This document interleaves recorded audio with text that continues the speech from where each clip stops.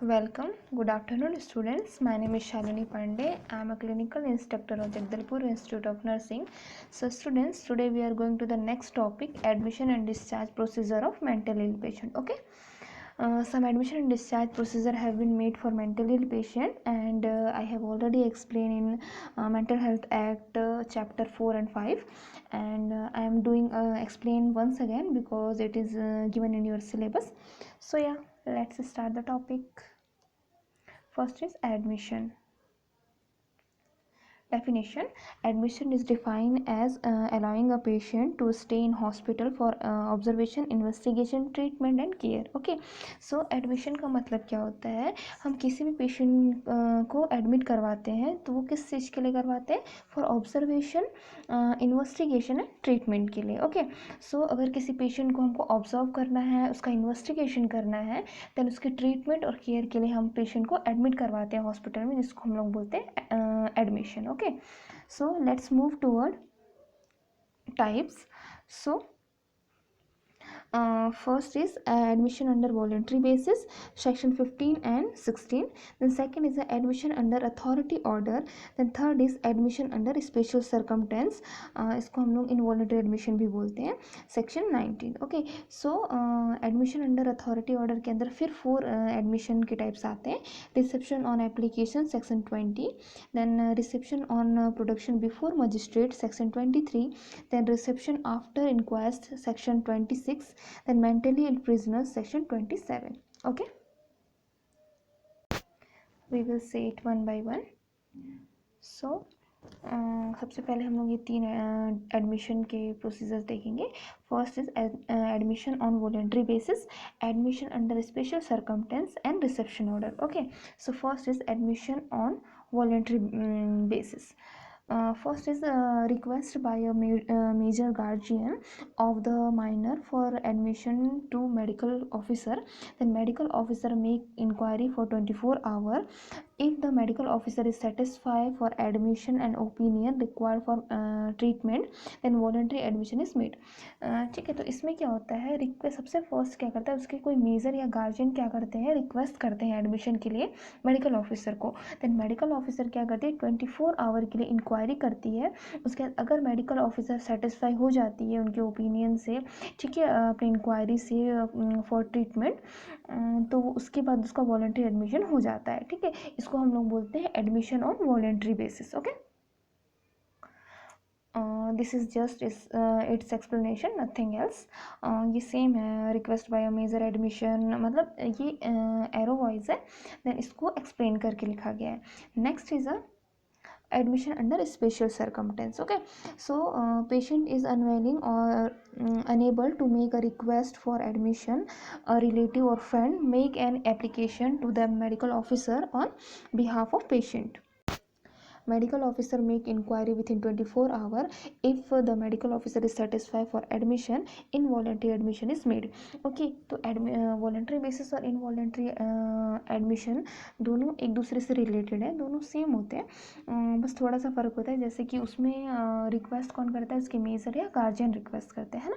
तो involuntary admission में क्या होता है, पेशेंट के बिहाफ पे उसके फ्रेंड्स या रिलेटिव्स रिक्वेस्ट करते हैं या एप्लीकेशन देते हैं मेडिकल ऑफिसर को. ओके, सो मेडिकल ऑफिसर क्या करती है, फिर वही 24 आवर इंक्वायरी करती है. देन अगर मेडिकल ऑफिसर सेटिस्फाई हो जाती है, अगर उसको लगता है कि इस पेशेंट को ट्रीटमेंट की ज़रूरत है, तो उसके बाद उसका इनवॉलंटरी एडमिशन हो जाता है. ठीक है, सो लेट्स मूव टूवर्ड, ये भी सेम है. Any mental ill person who does not or is unable to express his willingness or for admission and may be admitted and kept as an inpatient in psychiatric hospital on the application made his behalf by the relative or patient of the mentally ill person. If the medical officer in charge is satisfied that is interest for the mentally ill person, it is necessary so to do. ठीक है, मतलब यही है, जैसे इसको arrow wise समझाया गया, इसमें भी इसको एक्सप्लेन किया हुआ है कि पहले उसके फ्रेंड्स और रिलेटिव्स क्या करते हैं, रिक्वेस्ट करते हैं, देन उसके बाद उसका इंक्वायरी वगैरह के बाद क्या होता है, उसका एडमिशन हो जाता है. Let's move toward admission under authority order. Okay, so इसमें पहला आता है petition, then next is examination, then determination, then medical administration. तो इसमें क्या होता है, फर्स्टली पिटिशन मीन्स कोई क्या करता है, पहले सिफारिश करता है किसी के लिए, ठीक है, किसी के एडमिशन के लिए। नेक्स्ट क्या होता है, उसका एग्जामिनेशन होता है। एग्जामिनेशन होने के बाद जो मेडिकल एडमिनिस्ट्रेटर है, ठीक है, वो क्या करते हैं, कोई डिटर्मिनेशन करते हैं, कोई एक मतलब वो ये सोचते हैं, एक निश्चय करते हैं कि इसका एडमिशन होना चाहिए या नहीं होना चाहिए, ठीक है। तो मेडिकल ऑफिसर एडमिनिस्ट्रेशन के ऊपर रहता है कि या तो वो हॉस्पिटलाइज हो या तो वो रिलीज़ हो। इमेज में आप लोग देख सकते हैं अच्छे तरीके से स्लाइड में, या तो वो लोग उसको क्या करते हैं, हॉस्पिटलाइज किया जाता है या तो रिलीज़ किया जाता है। अगर उसको उनको लगता है कि इसके ट्रीटमेंट की ज़रूरत नहीं है तो वो लोग क्या करते हैं, उसको रिलीज़ कर देते हैं। लेकिन अगर लगता है उनको कि इनका एडमिशन करवाना चाहिए तो उसके बाद उसको क्या किया जाता है, हॉस्पिटलाइज किया जाता है। हॉस्पिटलाइज में भी तीन कंडीशन होते हैं, जैसे कि एमरजेंसी हो सकता है, शॉर्ट टर्म हो सकता है या फिर लॉन्ग टर्म हो सकता है। Emergency nothing but control on immediate treat to so or others, and short term for diagnosis and short term therapy, and long term for treatment and determine ready for discharge. Okay, let's move toward इसके types. Okay, इसके अंदर 4 types होते हैं, आप लोग को पहले ही मैं एक्सप्लेन कर चुकी थी। Reception order on application, okay. तो first reception order on application, okay. तो फर्स्टली इसका एडमिशन कैसे होता है, ओनली अ रिलेटिव और friend make application to magistrate and application should be supported by 2 medical certificate, then magistrate obtain concern from the medical officer incharge of mental hospital, admission under reception order is made, ठीक है। तो इसमें क्या होता है, सबसे first वही relatives और फ्रेंड्स, जो पेशेंट के रिलेटिव्स और फ्रेंड्स हैं, वो क्या करते हैं, एप्लीकेशन देते हैं मजिस्ट्रेट को, और एप्लीकेशन के साथ कम से कम क्या लगता है हमको, 2 मेडिकल सर्टिफिकेट, ठीक है। 2 मेडिकल सर्टिफिकेट के बाद अगर मजिस्ट्रेट को लगता है कि इसका एडमिशन करवाना चाहिए, तो उसके बाद जो मेडिकल ऑफिसर रहती है वो क्या करती है, मजिस्ट्रेट के साथ क्या होता है, दोनों का कंसर्न होता है, दोनों एक दूसरे के साथ कंसर्न करने के बाद मजिस्ट्रेट क्या करती है, उसको रिसेप्शन ऑर्डर दे देती है। तो उसका इस तरीके से क्या होता है, रिसेप्शन ऑर्डर और एप्लीकेशन हो जाता है। ये इसका प्रोसेस था। Next is the reception order on production before magistrate, ठीक है। तो इसमें क्या हो रहा है, mentally ill patient exhibiting violent behavior detained by a police officer, production in the court within 24 hours of detention, an application is supported by 2 medical certificate, then magistrate issue reception order। reception order on production before magistrate में क्या होता है, जो mentally patient है, तो जो बहुत ज़्यादा वायलेंट होते हैं, क्रिमिनल होते हैं, तो ऐसे पेशेंट का एडमिशन किसके थ्रू होता है, पुलिस ऑफिसर के थ्रू होता है। देन उसके बाद क्या होता है, उसको 24 आवर की उनकी इंक्वायरी होती है, कोर्ट में लाया जाता है उनको। इंक्वायरी होने के बाद उसका सेम प्रोसेस होता है कि वो उसके साथ क्या लगता है, 2 मेडिकल सर्टिफिकेट, ठीक है। Production on sorry application is supported by 2 medical certificate, then magistrate issue reception order, ठीक है। उसके बाद मजिस्ट्रेट क्या करती है, उसके रिसेप्शन ऑर्डर को इशू कर देती है। इस तरीके से reception order production before magistrate हो जाता है। Next is the reception order after inquest. इसका एडमिशन कैसे हो रहा है, inquest of mentally ill patient by district court in the interest of such person, district court direct for admission, then admission is made, okay. तो इसमें क्या हो रहा है, रिसेप्शन ऑर्डर आफ्टर इंक्वेस्ट मतलब क्या होता है, इसका एडमिशन किसी के थ्रू नहीं होता है, किसी फ्रेंड्स, रिलेटिव या गार्जियन के थ्रू नहीं होता है। इसका एडमिशन किसके थ्रू होता है, कोर्ट के थ्रू होता है। मतलब डिस्ट्रिक्ट कोर्ट के थ्रू अगर कोई मेंटली पेशेंट मिलता है तो उसको उन लोग क्या करते हैं, पहले ऑब्जर्व करते हैं, देखते हैं, उसका इंक्वायरी होता है। उसके बाद अगर उनको लगता है कि इस पेशेंट को बहुत ज़्यादा नीड है ट्रीटमेंट की, तो इस तरीके से उसका एडमिशन हो जाता है, जिसको हम लोग बोलते हैं reception order on inquest. Next हम चलते हैं admission of mentally ill prisoners, ठीक है।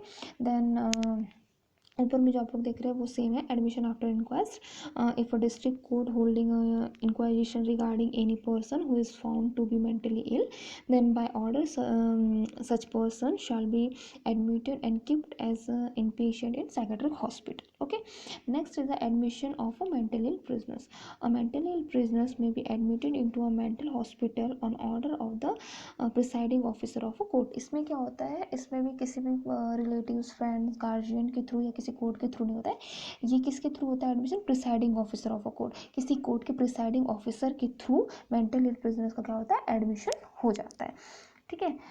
सो यहाँ पे आप लोग का एडमिशन का प्रोसीजर ख़त्म होता है। नेक्स्ट हम लोग चलते हैं इसके डिस्चार्ज की तरफ, ठीक है। तो इसका डिस्चार्ज यहाँ से स्टार्ट होता है। जैसे ही एडमिशन होता है सेम प्रोसेस में उसका डिस्चार्ज भी होता है। Okay, so first is a definition. Discharge of patient from the hospital means relieving a person from the hospital setting who admitted as an inpatient in that hospital, ठीक है।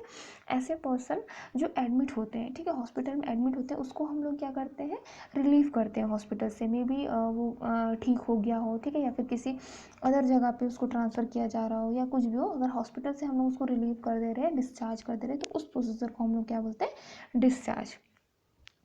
Next is a discharge की first type है discharge of a patient admitted on voluntary basis. Okay, medical officer of hospital on recommendation from two medical practitioner can issue direction for admission of patient, ठीक है। तो इसमें क्या होता है, जो मेडिकल ऑफिसर रहती है वो टू मेडिकल प्रैक्टिशनर के रिकमेंडेशन पे क्या करती है, उसको डिस्चार्ज करती है पेशेंट को, ठीक है। मतलब उसके डिस्चार्ज पेपर को मतलब डिस्चार्ज पेपर करेक्ट करती है, जिसके बाद क्या होता है, उसका डिस्चार्ज हो जाता है। नेक्स्ट है discharge of a patient admitted under special circumstances, मतलब इनवॉलेंट्री बेसिस के थ्रू, ठीक है। अ रिलेटिव और friend make an application to the medical officer for care and custody of the patient. The relative are required to furnish a bond along with the undertaking that the patient, mentally ill patient, shall be prevented from the causing injury to the self or others, ठीक है। ये जो involuntary का जैसा admission होता है same उसी तरीके से उसका डिस्चार्ज भी होता है। जैसे कि उसकी एडमिशन में क्या हो रहा था, उसके फ्रेंड्स और रिलेटिव्स क्या कर रहे थे, उसका एडमिशन करवा रहे थे, तो डिस्चार्ज भी उसी के थ्रू होता है, उनके फ्रेंड्स और रिलेटिव्स के थ्रू होता है, ठीक है। वो लोग वैसे ही एप्लीकेशन देते हैं डिस्चार्ज के लिए। उसके बाद क्या होता है, जो मेडिकल ऑफिसर रहती है उसका पूरा पहले चेक करती है कि वो मेंटली स्टेबल है कि नहीं, ठीक है, वो किसी को सेल्फ को या अदर को हार्म तो नहीं कर रहा है, वो डेंजरस तो नहीं है अभी भी, देन उसने अपने सारे बॉन्ड क्लियर किए हैं या नहीं किए हैं। तो ये सारी चीज़ होने के बाद ही वो क्या करती है, उसको डिस्चार्ज देती है। Next is a discharge of a patient admitted on reception of order. Okay, reception of order से कैसे होता है, an application is made, a certificate from medical officer in charge of psychiatric hospital, a magistrate issue on reception order if patient fit और discharge. Okay, इसमें क्या होता है, सबसे पहले एप्लीकेशन बनता है। एप्लीकेशन होने के बाद जो मेडिकल ऑफिसर इंचार्ज है वो साइकेट्रिक हॉस्पिटल से क्या करती है, सर्टिफिकेट रिलीव कर मतलब देती है, जिससे क्या होता है, उस सर्टिफिकेट के बाद वो मजिस्ट्रेट क्या करती है, मतलब उसको इशू कर देती है कि अगर वो डिस्चार्ज होने के लायक है, अगर उसका प्रॉपरली मेंटल जी जो हेल्थ मतलब वो जो मेंटली इल पेशेंट है उसका अगर वो स्टेबल हो चुका है कि वो डिस्चार्ज होने के लायक है, तो उसके बाद वो क्या करती है, उसको डिस्चार्ज दे देती है। Next is a discharge of a mentally ill prisoners. A hospital authority have to report every 6 months about the person which had ordered detention. As soon as they find that a person is fit to stand the trial, they have to inform about the sum of the authority concerned. The person is then handed over to the prisoner officer for further legal action. Okay, so इसमें कैसा हो रहा था, जिस तरीके से admission होता है उसी तरीके से डिस्चार्ज भी होता है। तो एडमिशन कैसे हो रहा था, प्रिजनर ऑफिसर के थ्रू, ठीक है, तो डिस्चार्ज भी उसी के थ्रू होगा। तो इसमें क्या करती है, जो मेडिकल ऑफिसर होती है वो जिसके थ्रू एडमिशन हुआ है उसको क्या करती है, एक रिपोर्ट तैयार करती है, और एवरी 6 month में उनको क्या करती है, रिपोर्ट भेजती है पेशेंट के कंडीशन का, कि वो मेंटली फिट है या नहीं, वो अपने लिए स्टैंड ले सकता है कि नहीं। तो एवरी 6 month में क्या करती है, वो रिपोर्ट क्या करती है, उसको सेंड करती है जिसके थ्रू वो एडमिशन हुआ है, ठीक है। उसके बाद अगर उसका मतलब वो मेंटली फिट रहता है तो उसके बाद वो आगे के लीगल एक्शन के लिए वो क्या करती है, प्रिजनर ऑफिसर को हैंड ओवर कर देती है। ओके, इस तरीके से discharge of a mentally ill prisoner मतलब हो जाता है, ठीक है। तो ये जो कंडीशन है वो मैं ऑलरेडी एक्सप्लेन कर चुकी हूँ मेंटल हेल्थ एक्ट में। सो उसी में आता है लीव ऑफ एब्सेंस। ओके, जैसे कि मेंटल हेल्थ एक्ट आप पढ़े होंगे तो उसमें चैप्टर 4 एंड 5 में एडमिशन एंड डिस्चार्ज प्रोसीजर को बताया गया है। तो एडमिशन एंड डिस्चार्ज प्रोसीजर के साथ चैप्टर 5 में डिस्क्राइब किया गया है इंस्पेक्शन को और डिस्चार्ज को एंड लीव ऑफ एब्सेंस को, ठीक है, देन रिमूवल को। तो उसी के अंदर ये लीव ऑफ एब्सेंस भी आता है section 45। So leave of absence क्या होता है? Leave of absence means when mentally ill patient are detained in hospital, they may be given time limited leave to leave the hospital with permission to visit family member. It is a step toward community treatment, ठीक है। तो इसका मतलब क्या होता है? Leave of absence का मतलब होता है कि पेशेंट को क्या करते हैं, अपने फैमिली मेम्बर से मिलने के लिए या किसी सोशल फंक्शन, मतलब फैमिली मेम्बर में जो भी मतलब फैमिली में कुछ फंक्शंस है तो उसमें जाने की उसको परमिशन दी जाती है, ठीक है। कुछ टाइम के लिए उसको हॉस्पिटल से जाने दिया जाता है अपने होम, जिससे क्या हो सकता है वो अपने फैमिली मेम्बर के साथ मिल सकते हैं, फंक्शन अटेंड कर सकते हैं। तो इसको हम लोग बोलते हैं लीव ऑफ एब्सेंस, ठीक है। वो कुछ टाइम लिमिटेशन के लिए होता है, जैसे कि कुछ टाइम के लिए उनको दिया जाता है कि मान लो 60 डेज़ के लिए, मिनिमम इसका होता है 60 डेज़ के लिए कि आपको 60 डेज़ का परमिशन है, इसके अंदर आपको वापस ही हॉस्पिटल वापस आ जाना है। इसको हम लोग बोलते हैं लीव ऑफ एब्सेंस। ओके, ये एक स्टेप है कम्युनिटी ट्रीटमेंट की तरफ। तो ये था आप लोग का admission and discharge procedure. Okay, thank you. May be इससे रिलेटेड आपको कुछ भी डाउट होगा तो आप मुझसे पूछ सकते हैं।